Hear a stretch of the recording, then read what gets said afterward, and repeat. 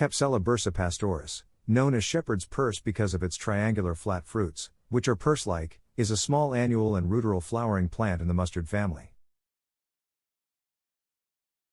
Capsella bursa-pastoris gathered from the wild or cultivated has many uses, including for food to supplement animal feed or cosmetics, and in traditional medicine reportedly to stop bleeding. The plant can be eaten raw. The leaves are best when gathered young.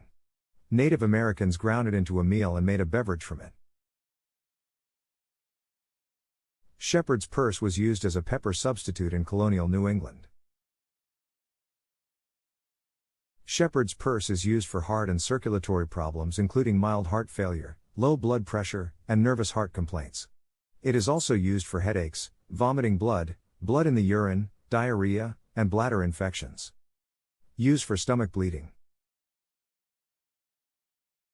Thank you for watching. Please like, subscribe, and share to this channel.